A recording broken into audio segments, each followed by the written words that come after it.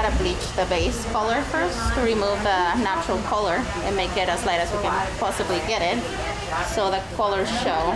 Yeah, Danny's my hairstylist, massage therapist, physical therapist, chef, nutritionist, you name it, she does it. I lucked out. Cold water feels good? Yeah. That last fight was the first time we did it, and people fucking loved it.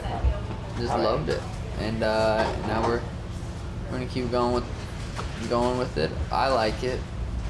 Ooh, that blue looks sweet. You know, some people are creative musically. For me, it's fighting and express myself that way.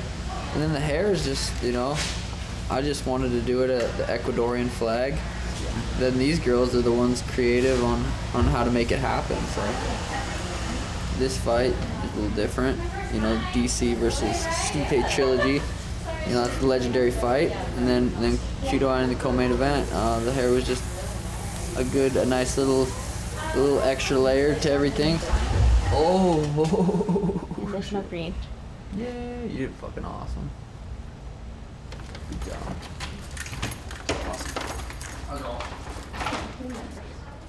Physical distancing policy as required by the county and state. A face covering, such as a mask, is required at all times in our lounge. Fight week starting, you know. It always starts for me on a Sunday. I like to get in early so that we have that day to just kind of relax and be in town, because on Monday morning, you know, we go back to work as if we're still in San Jose. Let's take a picture. You know, this fight camp is going to look very similar in terms of the people that travel with me. Just the most important ones don't get to go. You know, Daniel, Marquita, and Selena. Selena's 7.5 months pregnant, and it's just too risky for her to be in an airport, to be out and about. You know, it was tough saying bye to my family and them not going to be able to be there. My son was asking what time I was going to be at the hotel because he was going to FaceTime me and talk to me, so that's hard, you know, because they've been there. With signs and instructions for operation. But they're going to be home, and they're going to be watching and rooting and praying that I can get the job done. And I know I will. I'm ready.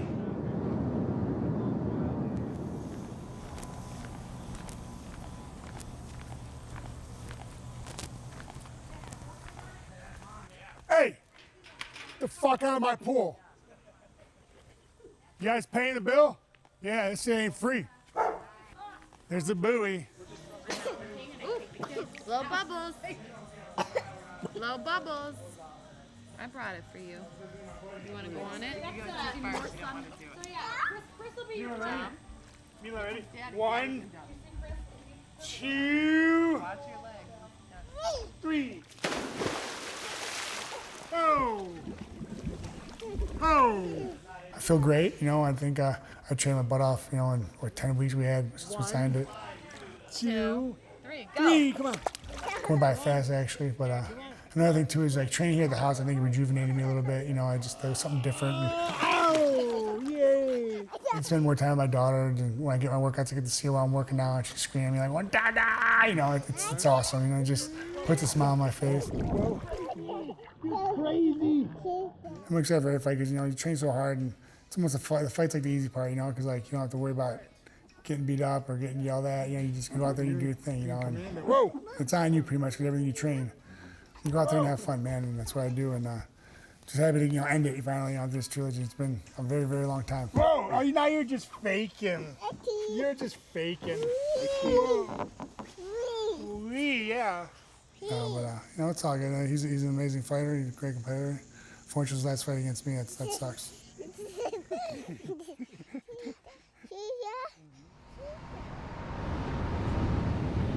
It's kind of crazy coming here for this fight and being like my last fight, and it's in such a weird time. Like, we've been here so many times to fight, and it's just like the most insane place in the world to fight, you know?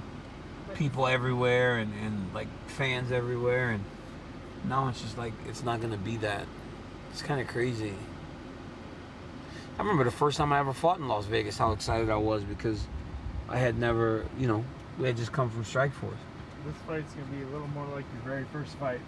It'll be more like that than anything I've ever done. What was it called? Challenger? It was the Strikeforce Challengers. But no, it's like, it'll be like fighting in the sparring room. But Yeah. it was I fought Patrick Cummins. That was the first time I ever fought in Las Vegas. I remember being all excited because I was fighting at the Mandalay Bay. I used to love those.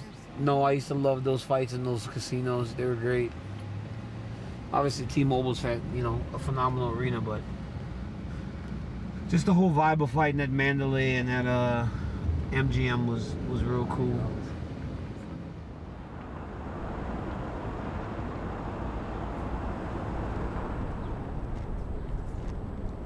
I go through phases where I'll read a lot more.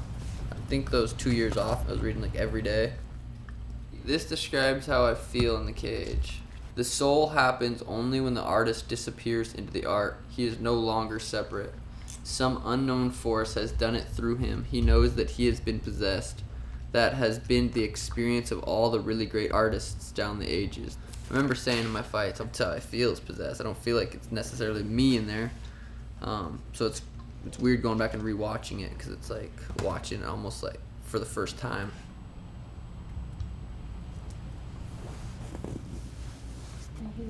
Thank you. You're welcome. Cause you're such a good boy. You're so cute. You know that. Alright, let's go throw a couple things in the suitcase. Things that I always take: my humidifier, an air filter, a couple video games, foam roller.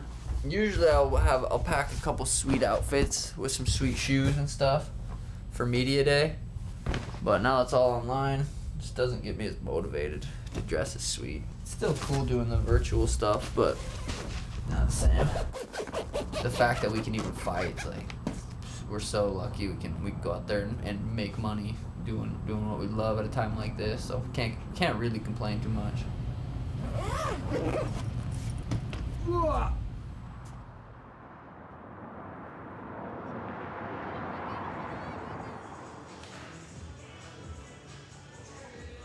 I'm gonna do like some sparring and some pads with all these guys. I'm gonna go like 3 rounds of sparring, and then we're gonna do a lot of pads.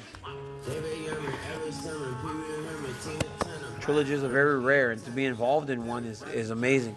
I remember going to Houston with Kane for the JDS trilogy and just thinking how special it was. So to be in that same situation 7 years later is really amazing for me. Stay relaxed, composed, give me angles at all times. He won't be able to find you at all. And I respect my opponent. You know, I think he's a phenomenal opponent. I think he's good. There it is. Chop up with that hook when he goes back down. But I also believe that I'm better than him. And I think that I win this trilogy fight. And I become the UFC heavyweight champion for the second time. Counter, there we go. That's it. Do it again, you can't wait too much. It's a very comforting feeling knowing that I've done the work and that I can get the job done. Think about that right hand going right. You do really nice, very nice. A lot of teams, you know, you get a loss. Some people start to point fingers and want to figure out that this person didn't do their job right and this person didn't do their job right. One. That's it. But we've all figured out that we've put our egos aside. We put, you know, everything in check because we're all after a certain goal. And, you know, me, Rosendo, Bob, Hav, Leandro, and everybody else who's been a part of what we've been doing for the last damn near 8 years. There you go. So now, you know, we really get a chance to cherish and wrap our heads and our hearts and our arms around these moments because every time the bell goes ding, it's closer to the last time that we're gonna do this. And it's bittersweet, you know, every time because we're closing the chapter on that. And, you know, hopefully we're gonna close it with our hands raised and some celebratory vibes after the fight. 2-3. 2-3 body. Beautiful.